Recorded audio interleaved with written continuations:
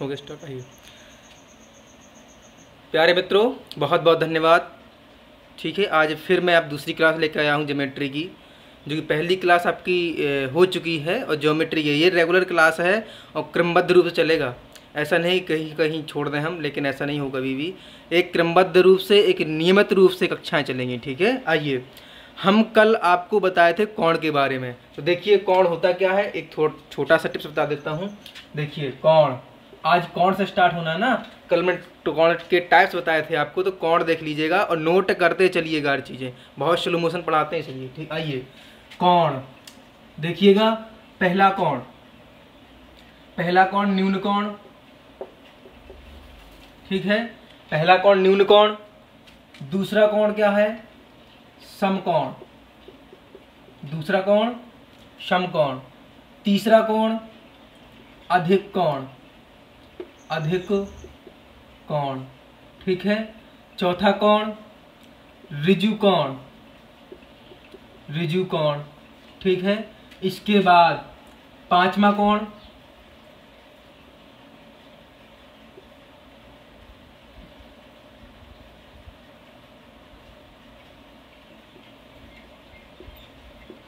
या प्रतिवर्ती या पुनर्यक्त कोण। प्रतिवर्ती कह सकते हैं आप, पुनर्यक्त कोण कह सकते हैं आप। ठीक है, इसके बाद संपूरक कोण। संपूरक कोण। ठीक है, ये आपको दिख रहे होंगे 6 कोण हैं। पहला कोण न्यून कोण, दूसरा कोण समकोण दिख रहा होगा ना। पहला कोण न्यून कोण, दूसरा समकोण, तीसरा अधिक कोण, फिर ऋजु कोण। ऋजु कोण को सरल रेखी कोण बोलते हैं आप। फिर प्रतिवर्ती कोण और इसके बाद संपूरक कोण। देखिएगा, ठीक है। आइए, इसका मतलब क्या होता है न्यून कोण। न्यून कोण देखिएगा, न्यून कोण क्या होता है हम बता देते हैं आपको। न्यून कोण ऐसा कोण जिसका मान 0 से बड़ा और 90 से छोटा हो। कितना हो, 0 से बड़ा हो और 90 से छोटा हो। बात समझ में आ रही कि नहीं आ रही, क्लियर है। जैसे हम बता देते हैं फिगर आपका इस प्रकार से बनता है फिगर। ये आपकी एक रेखा है और रेखा में अगर ऐसे ही कोण बना दें तो ये भी न्यून कोण है। ये बना दें, ये भी न्यून कोण है। ये बना दें, ये भी न्यून कोण है। ये बना दें, ये भी न्यून कोण है। ये बना दें, ये भी न्यून कोण है। अगर हम ये बना दें तो बाबू ये न्यून कोण नहीं होगा, ध्यान देना, ये न्यून कोण नहीं होगा। क्यों? क्योंकि ये कोण, ये वाला जो कोण दिख रहा है आपको, ये वाला कोण दिख रहा है, ये रेखा और इस रेखा की बात हो रही है। ये रेखा और इस रेखा की बात हो रही है, तो ये आपका समकोण में आ जाएगा। अगर 89 डिग्री ही बोल दिया, 89 डिग्री ही बोल दिया, 89 अंश बोल दिया, तो 89 अंश आपका न्यून कोण में आ जाएगा। किस में आ जाएगा? न्यून कोण में आ जाएगा। ये बात ध्यान दीजिए हमेशा और हमेशा के लिए। जैसे ही 90 बोलेंगे, यहाँ 89 है, जैसे ही 90 बोल दिया जाएगा, जैसे ही 90 बोल दिया जाएगा, सीधी सीधे आप बोलेंगे कि ये न्यून कोण है, सॉरी समकोण है। अगर इसको 90 बोल दें तब आपका समकोण हो जाएगा। क्लियर है कि नहीं है? अगर 90 से छोटा एक ही हो गया अंश, तब वो न्यून कोण की श्रेणी में चला जाएगा, ना ही कि समकोण की श्रेणी में। ठीक है, आइए, तो ये कोण जितने दिख रहे हैं आपको, ये वाले कोण, ये सारे के सारे कोण, ये सारे के सारे कोण क्या है आपके? न्यून कोण है। ये सारे के सारे कोण क्या है आपके? न्यून कोण है। बात समझ में आ रही होगी, क्लियर है? तो 90 से छोटा और 0 से बड़ा, बात समझ में आ रही कि नहीं आ रही है? 90 से छोटा और 0 से बड़ा, क्लियर है? तो यहाँ कह सकते हैं आप 0 इज ग्रेटर देन 90।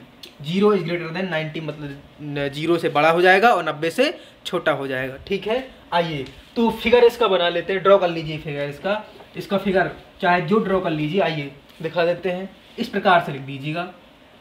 ये तो ये बोलेंगे ए, ये बी और ये सी।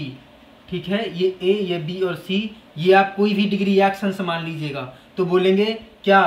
कोण ए बी सी। कोण, ये कोण का सिंबल होता है, ध्यान दीजिए, ये कोण का सिंबल होता है कोण A B C greater than 90। ये है, ठीक है, ये है। इसको हम ये भी लिख सकते हैं, क्योंकि बी का, इसका ए बी सी का मान कितना दिया? एक्स अंश, तो एक्स इज ग्रेटर देन 90, ऐसे ही बोल दीजिएगा आप। इसे एक्यूट एंगल इंग्लिश में बोलते हैं, ध्यान दीजिए, इंग्लिश वर्जन, इसे एक्यूट इंग्लिश बोलते हैं, सॉरी इंग्लिश में बोलते हैं एक्यूट एंगल। ठीक है, आइए, तो ये आपकी बात होगी न्यून कोण की। तो न्यून कोण ऐसा कोण होता है जो 0 से बड़ा और 90 से छोटा होता है, जो 0 से बड़ा और 90 से छोटा होता है। बात समझ में आ रही है, क्लियर है? आइएगा, लिख लीजिएगा, स्क्रीनशॉट ले लीजिएगा। आइए, ठीक है, चलिए नेक्स्ट, इसके बाद सरल समकोण। आइए समकोण की बात कर लेते हैं।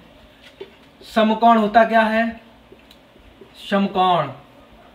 समकोण एक ऐसा कोण होता है जिसका मान 90 के बराबर होता है। ठीक है, ये आप सब बच्चे जान रहे होंगे। समकोण वो कोण होता है जिसका मान 90 हो जाए, जिसका मान 90 हो जाए, वो कौन सा कोण होता है? समकोण होता है। अगर हम 88 बोल दें तो न्यून कोण हो जाएगा, समकोण नहीं। वो कोण न्यून कोण हो जाएगा, समकोण नहीं। बात समझ में आ रही होगी? ये वाला कोण आपका समकोण है। अगर हम 91 बोल दें, तो ये समकोण रेक्टेंगल नहीं होगा। ध्यान दीजिए मेरी बात, ये समकोण नहीं होगा। ठीक है, ये समकोण नहीं होगा।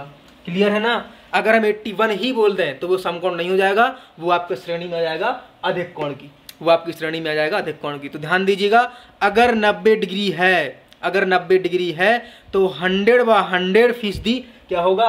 वो समकोण हो जाएगा। क्लियर है? देख लीजिएगा, इसका फिगर ड्रॉ कर लीजिएगा, इस प्रकार से बनेगा। और समकोण हमेशा एक रेखा दूसरी रेखा पर लंब होती है। ये एक रेखा है, इस रेखा पर अगर दूसरी रेखा हम लंब कर दें तब ये 90 बन जाएगा। ठीक है, 90 बन जाएगा। इसे संलग्न बोलते हैं। जैसे एक दीवार है, इसका फर्श है, ये सरफेस है। ध्यान दीजिए मेरी बात, ये सरफेस है मतलब फर्श है ये। अगर इसमें दीवार खड़ी कर दें इस प्रकार से, अगर इसमें दीवार खड़ी कर दें हम, तो देखिए आपको दिख रहा होगा ये वाला जो बन रहा है ना, ये वाला देखिए, ये जो बन रहा है एंगल, ये क्या होगा? ये एंगल आपका 90 डिग्री का हो जाएगा। बात समझ में आ रही कि नहीं आ रही? ये डिग्री का हो जाएगा 90 का, क्योंकि ये सरफेस है और ये इसकी दीवाल है। अगर सरफेस और दीवाल का हम एंगल देखें तो संलग्न है, मतलब जुड़ी हुई है, और संलग्न दीवालों का कोण कितना होता है? 90 डिग्री का होता है। ये बात ध्यान दीजिएगा।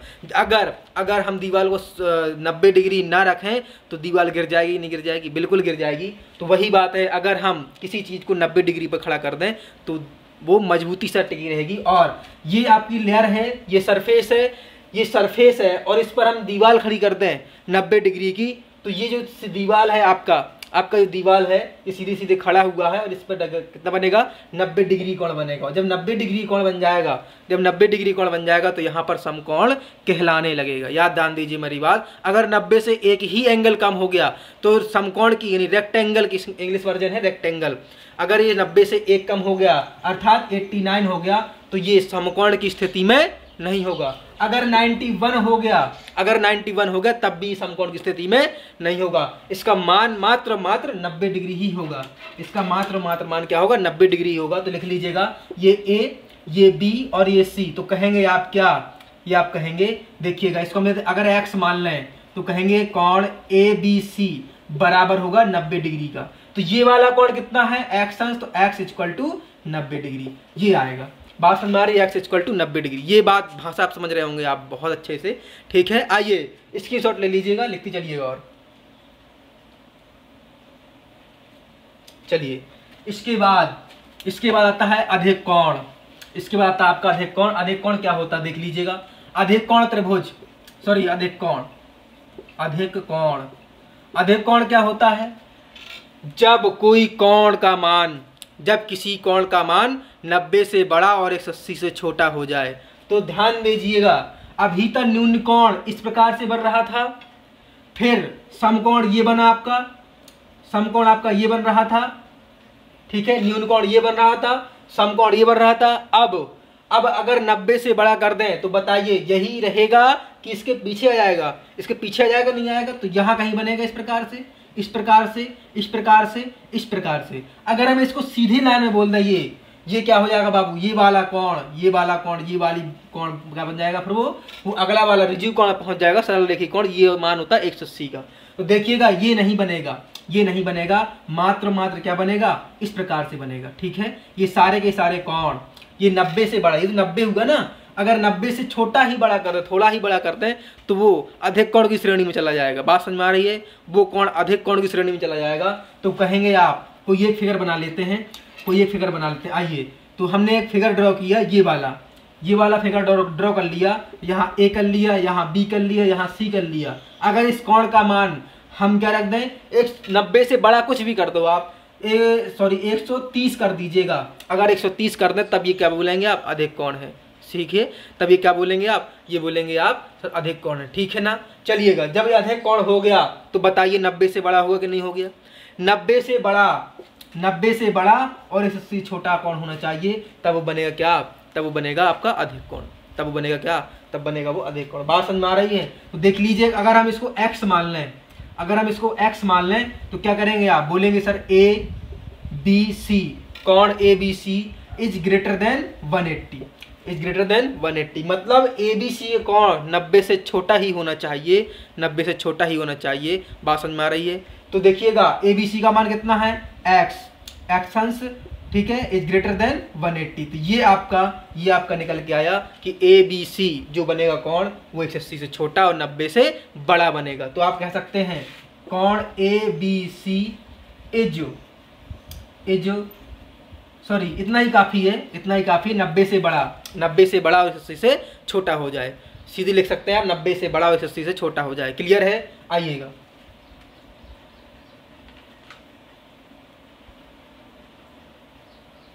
ठीक है ना। चलिएगा, हो गया। या आप इसको और भी लिख सकते हैं, ऐसे भी लिख लीजिएगा, कोई डाउट न रहे। कोण, ठीक है, ये देखिएगा जो ABC कोण है वो 90 से बड़ा और 180 से छोटा होना चाहिए, 90 से बड़ा 180 से छोटा होना चाहिए। तो कहेंगे आप ABC, 90 क्या है, ABC है, ठीक है। ये ABC, ये वाला कोण ABC का कोण जो क्या होगा 90 से बड़ा होगा, 180 से छोटा होगा। इस प्रकार से आप ड्रॉ कर सकते हैं, बात समझ में आ रही है। चलिए स्क्रीनशॉट ले लीजिएगा।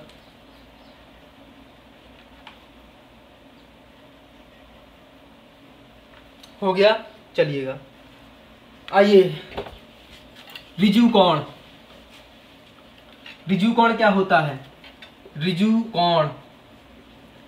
कोण को ही हम सरल रेखीय कोण बोलते हैं, सरल कोण या सरल रेखीय कोण, ठीक है, सरल कोण या सरल रेखीय कोण। आइएगा, जब किसी कोण का मान 180 अंश हो जाए या सरल रेखा में कोण बन जाए या रिजु रेखा में कोण बन जाए तो वो क्या होता है, वो कोण कहलाता है रिजु रेखीय कोण।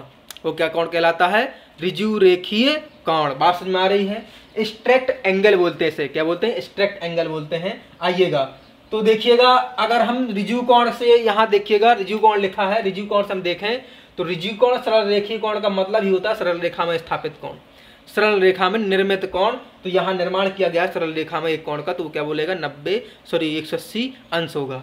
ना तो इसमें 90 से बड़ा, ना 90 से छोटा, ना 180 से बड़ा, ना 180 से छोटा, वो एग्जैक्ट वैल्यू 180 की ही होती है, जिस प्रकार से समकोण की होती है। इसी प्रकार आपका रिजु कोण की होती है। रिजु कोण आपका 100-100% क्या होता है, तो रिजु कोण आपका 100-100% 180 अंश का होता है। तो लिखेंगे ए, ये बी और ये सी। तो लिखिए कोण ABC बराबर क्या होगा 180 अंश, ठीक है। कोण ABC बराबर क्या होगा 180 अंश। बात समझ में आ रही कि नहीं आ रही, क्लियर होना चाहिए सारी बातें। ये रेगुलर क्लास है, कोई ऐसा नहीं है कि हमने देखा 90% टीचर यूट्यूब में क्या करते हैं, जिस चीज़ का शॉर्टकट मिल गया उन्हें वही शॉर्टकट आप 20-25 मिनट का डाल देते हैं। कोई रेगुलर क्लास नहीं चलती, 10% क्लासें ऐसी हैं जो रेगुलर चलती हैं, ठीक है, लेकिन वो भी फीस के माध्यम से चलती है, पैसों के माध्यम से चलती है। लेकिन ये द स्पीडी क्लास केवल मात्र मेरी क्लास निःशुल्क चलती है और क्रमबद्ध रूप से चलती है, ठीक है ना। तो इसको सब्सक्राइब जरूर कर दीजिएगा चैनल को। आइएगा, तो यहाँ देखिएगा कोण ABC रेगुलर चलेगी हमेशा और हमेशा, ठीक है। आइए, बीच से नहीं चलाते कि यही शॉर्टकट मिल गया हमें तो वही सी का शॉर्टकट बना के रख दिया। इससे बच्चे परेशान होते हैं, हमें परेशान करते हैं और कि सर यूट्यूब में डला था इसका ऐसा मतलब, इसका मतलब ये अगर यूट्यूब पे डला है इसका शॉर्टकट तो हर क्वेश्चन पर शॉर्टकट अप्लाई करिएगा, ठीक है। हर क्वेश्चन पे शॉर्टकट अप्लाई क्यों नहीं होता, वो तो भ्रमित करने के लिए, परेशान करने के लिए बच्चों को कर देते हैं। जिसको 2-4 क्वेश्चन के शॉर्टकट मिल गए वही शॉर्टकट लगा दिया, ठीक है। तो ऐसा नहीं करना है, हमें हर चीज़ एक रेगुलरिटी ही चलाना है, ठीक है, जो हर अप्लाई हो सके, हर प्रश्न में अप्लाई हो सके वही है, ठीक है। आइए, तो कोण ABC बनेगा 180 कोण बनेगा, ठीक है, 180 कोण बनेगा। वो क्या कहलाएगा, सरल रेखीय कोण या रिजु रेखीय कोण, सरल रेखीय कोण या रिजु रेखीय कोण। बात समझ में आ रही है। आइएगा, इसके बाद पुनरक्ति कोण क्या होता है या प्रतिवर्ती कोण। आइए, प्रतिवर्ती कोण, रिफ्लेक्स एंगल, देखिएगा प्रतिवर्ती कोण या रिफ्लेक्स एंगल। प्रतिवर्ती कोण क्या होता है या रिफ्लेक्स एंगल क्या होता है, अब हो गया 180 से बड़ा। आइए, इसका फिगर ड्रॉ कर लीजिएगा। ये कोई रेखा है, इस पर अगर इस प्रकार से हम कोण बना दें तो ये कोण क्या होगा बताइएगा। ये वाला कोण तो 180 था, ये वाला कोण आपका 180 था कि नहीं था। अब ये नीचे झुक गया, ये वाली रेखा यहाँ नीचे झुक गई, तो बताइए ये 180 से बड़ा होगा कि नहीं होगा? बिल्कुल होगा।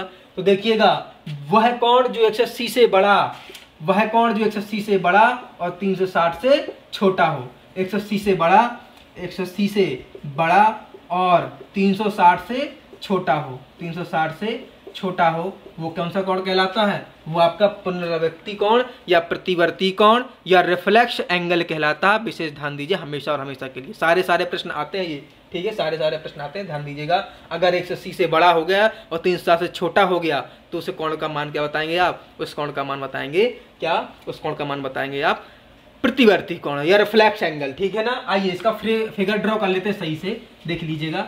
देखिए ये आपका लाइन है, इस प्रकार से बना दीजिएगा। तो ये ए और ये बी और ये सी, तो ये वाला कोण बोलेंगे आप, ये आप क्या बोलेंगे? एक्शंस। ये क्या बोलेंगे आप? एक्शंस बोल दीजिएगा। तो लिख सकते हैं कोण ए बी सी, कोण A B C is greater than 180 is greater than 30, ठीक है, 360। तो क्या देखिएगा ए बी सी का मान 180 से बड़ा होगा और 360 से छोटा होगा, 180 से बड़ा होगा और 360 से छोटा होगा। बात समझ में आ रही है? आइएगा इसके बाद अगला देख लीजिएगा। इसके बाद क्या लिखा है? प्रतिवर्ती कोण हो गया समपूरक कोण, समपूरक कोण। आइए तो समपूरक कोण होता क्या है? समपूरक कोण क्या होता है? समपूरक यानी पूरा कोण बन जाए, मतलब एक पूरा ये बिंदु है और ये पूरा घूम के इस प्रकार से बन जाए तो सर बोलेंगे ये पूरा कोण क्या होगा? 360 अंश का हो जाएगा। ये पूरा कोण क्या होगा? 360 अंश का हो जाएगा। तो कहने का मतलब ये हुआ कि सीधी बात ये हुआ कि समपूरक कोण का मान हमेशा और हमेशा 360 होता है। क्या होता है? 360 होता है। अगर हम बोलें कि किसी कोण का मान 360 है तो बोलेंगे सर ये वाला कैसा कोण है? समपूरक कोण है। आइए क्लियर हो रहा है? चलिएगा तो ध्यान दीजिएगा। न्यून कोण त्रिभुज, सॉरी न्यून कोण क्या होता है? न्यून कोण क्या होता है? 90 से छोटा होता है, 0 से बड़ा 90 छोटा। समकोण 90 के बराबर होता है। अधिक कोण क्या होता है बताइए? 90 से बड़ा और 180 से छोटा होता है। ऋजु कोण क्या होता है? 180 अंश का होता है। और प्रतिवर्ती कोण क्या होता है? 180 से बड़ा 360 से छोटा। और समपूरक क्या होता है? 360 अंश का होता है। बात समझ में आ रही कि नहीं आ रही है? क्लियर है? आइएगा चलिएगा इसकी स्क्रीनशॉट ले लीजिएगा।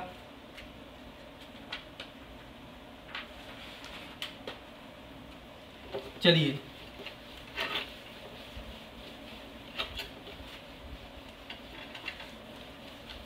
कोण से संबंधित कुछ वर्ड यूज होते हैं तो हम बता देते हैं कौन कौन से। आइए पहला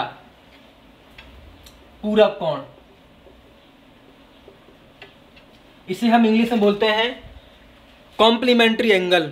इसे हम इंग्लिश वर्जन लिख नहीं रहे हैं, लिखते नहीं इंग्लिश वर्जन, आप सी समझ जाइएगा जो बच्चे इंग्लिश से जानते हैं। कॉम्प्लीमेंट्री एंगल कहलाता है पूरक कोण। जब किसी कोण, दो कोण होते हैं कॉम्प्लीमेंट्री एंगल, अगर दो कोणों का योग, अगर हम कहें दो कोणों का योग, जैसे कि ये x अंश है एक और दूसरा है y अंश, अगर इन दो कोण दिए हैं और दो कोणों का योग अगर 180 अंश हो जाए, सॉरी 90 अंश के बराबर हो जाए, x प्लस वाई बराबर 90, तो आपको क्या बोलेंगे? ये है आपका पूरक कोण, ये है आपका पूरक कोण। बात समझ में आ रही है?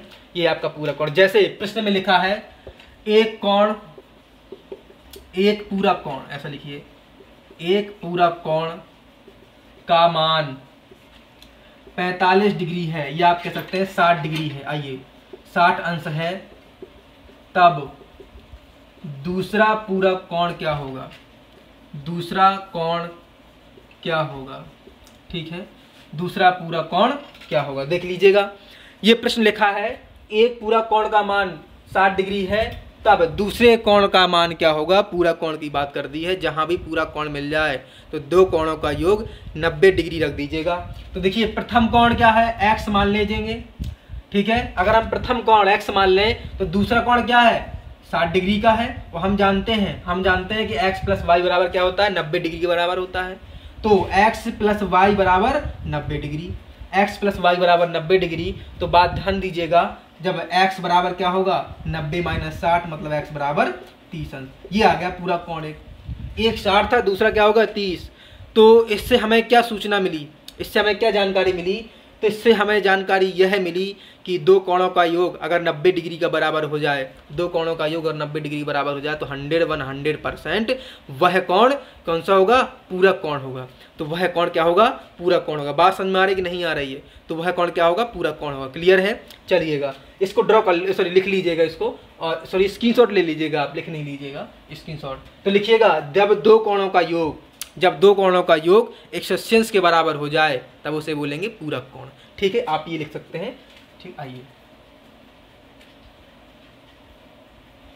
हो गया, लिख ली। आइए अगला, इसके बाद क्या होता है? सप्लीमेंट्री एंगल, मतलब समपूरक कोण। आइए दूसरा है समपूरक कोण। समपूरक कोण क्या होता है? देख लीजिएगा। तो समपूरक कोण वह कोण कहलाता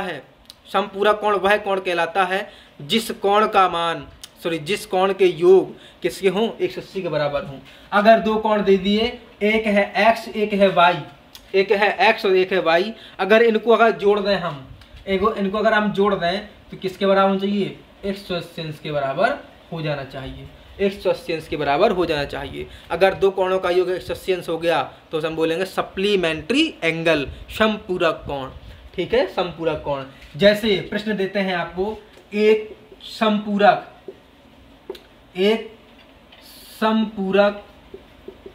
कोण का, एक समपूरक कोण 180 है, तब दूसरा कोण क्या होगा? आइए, एक समपूरक कोण आ गया वर्ड, ये लिखा जरूर होगा समपूरक है कि पूरक है, ये वर्ड जरूर लिखा होगा। ठीक है, तभी तो पहचान पाएंगे, तभी तो आप 90 180 के बराबर रख पाएंगे भाई। अगर नहीं रखेंगे तो कैसे हो सकता है? कभी संभव ही नहीं है। तो देखिएगा, समपूरक से समझ में आया कि दो कोणों का योग कितना होगा? 180 के बराबर होगा।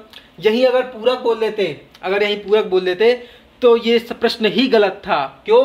क्योंकि 90 तो योग होता है बाबू, पूरा योग 90 होता है, लेकिन 180 कैसे आ गया? सॉरी 130 कैसे आ गया? ये 90 से छोटा ही होगा ना, ये जो मान होगा एक पूरा कोण 90 से ही छोटा होता है, तभी योग बन जाएगा 90 डिग्री के बराबर। ठीक है, समपूरक का एक कोण 180 से छोटा होगा, तभी तो बन पाएगा वो समपूरक कोण। ठीक है ना? आइए देखिएगा, समपूरक आ गया तो समपूरक कितना होता है? x + y बराबर 180। पहला कोण दिया है आपका 130, दूसरा कोण निकालना है तो y मान लीजिएगा 180, तो y बराबर बताइए कितना होगा? 50। y बराबर क्या होगा? 50। यही आपका समपूरक है, बात क्लियर हो रही है कि नहीं हो रही है? समझ में आया कि नहीं? आइए इसके बाद देखिएगा, उभयनिष्ठ जिस बोलते हैं। आइए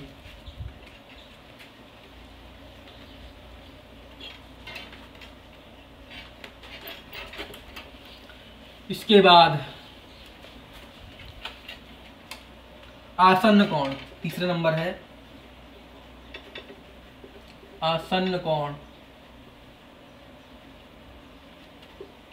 जिसे हम बोलते हैं एडजेक्ट एंगल बोलते हैं, ऐसे इंग्लिश में हम इसे बोलते हैं आसन्न कोण। देखिएगा आसन्न कोण होते क्या हैं?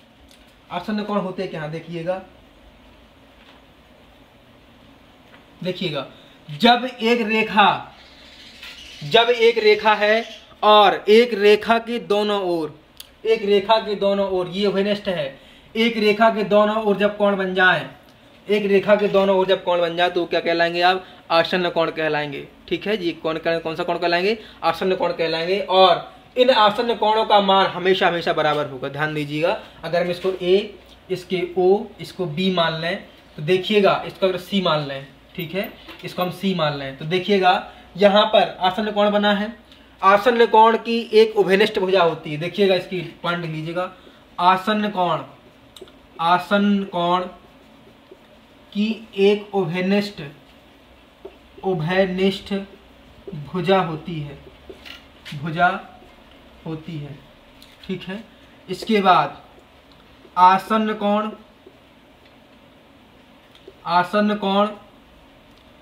का एक शीर्ष होता है, एक शीर्ष या उभयनिष्ठ शीर्ष, एक शीर्ष होता है, लिख दीजिएगा, होता है। और आसन्न कोणों का मान कैसा होता है? बराबर होता है, बराबर होता है। ठीक है, ये सारे के सारे पॉइंट लिख दिए मैंने। ठीक है, ये सारे के सारे पॉइंट लिख दीजिएगा। बात समझ में आ रही कि नहीं आ रही है? ये सारे सारे पॉइंट लिखे हैं। देखिएगा आसन्न कोण की एक ओभेनिष्ठ भुजा है, तो ये वाली भुजा आप बोलेंगे, ये वाली भुजा, ये भुजा कैसी है? आसन्न कोण की ये वाली भुजा उभयनिष्ठ है। ये वाली भुजा कैसी है? उभयनिष्ठ। ये वाली भुजा कैसी है? उभयनिष्ठ है। बात क्लियर हो रही कि नहीं हो रही है? ये वाली भुजा आपकी उभयनिष्ठ है। ये आपका एक्स है, और ये भी तो एक्स होगा, ये भी तो एक्स होगा। बात समझ में आ रही है? क्योंकि ये कॉमन पार्ट है आपका बीच वाली पूरी रेखा। ये रेखा जो दिख रही है आपकी बीच वाली, ये आपका कॉमन पार्ट है। तो आप बोलेंगे सर ये वाली जो बीच वाली रेखा है ये उभयनिष्ठ है, और जब उभयनिष्ठ रेखा के एक और दूसरी ओर भुजा काट दी जाती है तो वो बराबर बराबर अंशों में बढ़ जाता है। ठीक है, बराबर बराबर अंशों में बढ़ जाता है। ठीक है ना? बात समझ में आ रही है? आइए तो देख लीजिएगा इसका कैसे बनेगा। कोण AOC लिख देते हैं यहाँ पर। कोण AOC बराबर, कोण AOC बराबर कैसा होगा? COB। कोण COB ये हुआ, ये हुआ आसन्न कोण दोनों। ठीक है, इसका कॉमन पार्ट शीर्ष बिंदु देखिए एक ही है कि नहीं है? शीर्ष बिंदु जो है आपका ये वाला शीर्ष बिंदु है, लिख लीजिएगा। ये क्या है? वर्टेक्स है, ये शीर्ष है। ठीक है, शीर्ष बिंदु है, ये शीर्ष बिंदु है, और शीर्ष बिंदु O दोनों में कॉमन पार्ट है कि नहीं है? देख लीजिएगा, दोनों में कॉमन पार्ट दिख रहा होगा। यहाँ पर O है, यहाँ पर भी O है, यहाँ पर O है और यहाँ पर भी O। दोनों के पार्ट कैसे हैं? कॉमन पार्ट है। तो बात ध्यान दीजिएगा, शीर्ष जो होते हैं वो कोण का एक ही शीर्ष होता है, कोण का ही शीर्ष होता है। अगर 2-3 कोण बनेंगे तो वो उभयनिष्ठ ही कहलाएंगे। जैसे यहाँ पर 2 कोण बन रहे हैं, AOC और COB, यहाँ 2 कोण बन रहे हैं। दोनों कोण कैसे होंगे? आपस में बराबर हो जाएंगे। दोनों कोण कैसे होंगे? आपस में बराबर हो जाएंगे। बात क्लियर हुई है कि नहीं हुई है? ठीक है, अगर पूरा कोण का मान देखें हम, अगर हम पूछ लें कोण AOB, अगर पूरा कोण पूछ लें तो क्या होगा? एक्स अंश ये है, एक्स अंश ये है, XX 2x हो जाएगा, XX 2x हो जाएगा। ये बात ध्यान दीजिएगा, XX 2x। क्लियर हो रहा है कि नहीं होगा? आइए अगला देख लीजिएगा।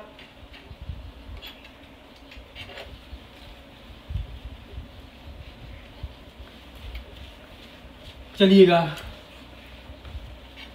आइए नेक्स्ट क्या है? रैखिक युग्म कोण। रैखिक युग्म कोण, liner pair angle, liner pair angle, रैखिक युग्म कोण। रैखिक युग्म कोण क्या होता है? रैखिक युग्म कोण एक भी यही उभयनिष्ठ भी ये भी होता है। देखिएगा, और इन कोणों का मान 180 अंश के बराबर भी होता है। देखिए कैसे, अगर ये रेखा है, रैखिक योग में ऋजु कोण की बात करते हैं तो रैखिक योग यही तो होता है। अगर इसमें हम यहाँ से कोण ये निकाल दें, अगर हम यहाँ से कोण ये निकाल दें तो क्या होगा? यहाँ पर ये पूरा कोण कितने का है? 180 अंश के बराबर है। अगर हम इसका कोण का मान 60 बोल दें तो ये क्या बनेगा बाबू? 120 बन जाएगा। अगर इस कोण का मान हम 70 बोल दें तो ये 110 हो जाएगा। बताइए कि नहीं? बताइए भाई, क्योंकि पूरा कोण कितना होता है? 180 अंश के बराबर होता है। अगर पूरा कोण 180 अंश के बराबर होगा, अगर पूरा कोण 180 अंश के बराबर हो तो वही तो रैखिक युग्म कोण कहलाता है। इसमें भी एक उभयनिष्ठ रेखा होती है जो आपको दिख रही है। अगर AOB लिख दें हम, देखिएगा ये C मान लें तो OC क्या है? OC एक उभयनिष्ठ ही तो है, कॉमन है, उभयनिष्ठ है कि नहीं है? बताइए। तो ये भी तो एक उभयनिष्ठ है, OC। ठीक है, जब OC एक उभयनिष्ठ रेखा है तो कॉमन पार्ट हुआ कि नहीं हुआ? तो उभयनिष्ठ हमने पहले ही बता दिया है कि जब 2 कोण बनेंगे तो वहां रैखिक एक रेखा क्या बनेगी? उभयनिष्ठ बनेगा। तो ये पूरा कोण, अगर पूरा कोण का मान पूछें, पूरे कोण का मान पूछें तो क्या बनेगा? 180 अंश के बराबर होता है। अगर हम इसी प्रकार अगर हम ये देख लें, देख लीजिएगा, अगर हम इस प्रकार ये देख लें, कैसे देखेंगे? अगर ये वाला कोण, बहुत सारे कोण निकाल दिए इस प्रकार से, ये बहुत सारे कोण निकाल दिए इस प्रकार से। ठीक है, ये इस प्रकार से। तो पूरे कोण का मान अगर हम पूछें तो बताएंगे आप एक्स अंश होता है, तो बताएंगे आप एक्स अंश होता है। ये प्रश्न आते हैं, अभी बताएंगे जब आपकी क्लास चलेगी क्वेश्चन वाली। अभी तो सीट चल रही है, थ्योरी वाली सीट चल रही है, थ्योरी क्लास चलती है। अगर इसके बाद क्वेश्चन सीट चलेगी तो उसमें बताएंगे आपको कैसे इसके क्वेश्चन बनते हैं। देखिएगा, इसको हम लिख लेते हैं ऐसे, इसको हम इस प्रकार से लिख लेते हैं। देखिएगा, इस प्रकार से बना लीजिएगा, AO और ये B और ये C बना लीजिएगा। तो देखिएगा यहाँ से बनेगा क्या? यहाँ से बोलेंगे अब रेखिक युग्म कौन है। ये कैसे कौन है? रेखिक युग्म कौन है। अगर हम इसको x मान लें और इसको y मान लें तो क्या मिलेगा? ये दोनों बराबर नहीं होगा, ध्यान दीजिए मेरी बात, ये दोनों बराबर नहीं होंगे। आप इसको बराबर बोल दें, ठीक है, तो बोलेंगे x प्लस वाई बराबर 180। ये संपूरक का भी काम करते हैं, x plus y equal to 180। यहाँ पर और भी कोण बन सकते हैं। संपूरक में मात्र डेफिनेशन यही तो होती है कि दो कोणों का योग 180 बराबर होता है। यहाँ 3 कोणों का, 4 कोणों का, 10 कोणों का, 20 कोणों का मान भी 180 हो सकता है, ठीक है, इसलिए हम संपूरक कोण नहीं बोलेंगे। लेकिन कंडीशन तो संपूरक जैसी ही है ना कि कोणों का योग अंश बराबर होता है, संपूरक का जो मान होता है उसी का मान बराबर होता है। लेकिन संपूरक में कंडीशन ये होती है कि 2 कोण होते हैं और 2 कोणों का मान 180 बराबर होता है। लेकिन यहाँ पर 2 से अधिक भी हो सकते हैं, 2 से अधिक भी हो सकते हैं। यही आपकी परिभाषा है कि अगर 2 या 2 से अधिक कोणों का मान योग 180 के बराबर हो गया तो वहाँ पर क्या बोलेंगे आप? रेखिक युग्म कोण बनेगा। आइएगा अगला बना लीजिएगा। आइए अगला, इसके बाद होता है आपका, आइए इसके बाद क्या होता है? शीर्षाभिमुख कोण। 5वां नंबर का है शीर्षाभिमुख कोण। शीर्षाभिमुख कोण, शीर्षाभिमुख कोण क्या होता है? वर्टिकली अपोजिट एंगल, इसका इंग्लिश वर्जन है वर्टिकली अपोजिट एंगल। देखिएगा, अगर हम इसका वर्टिकली अपोजिट एंगल देखें तो जब दो रेखाएं एक दूसरे को प्रतिच्छेद करती हैं, इंटरसेक्ट करती हैं, तो देखिएगा इस प्रकार से ये रेखा है, ये रेखा एक दूसरे को काट रही हैं। आइए देख लीजिएगा, ये रेखा है और एक ये रेखा है, एक ये रेखा। अगर हम इसको A, इसको B, इसको C, इसको D और इस बिंदु को हम जहाँ काटेंगे वहाँ क्या मान लें हम?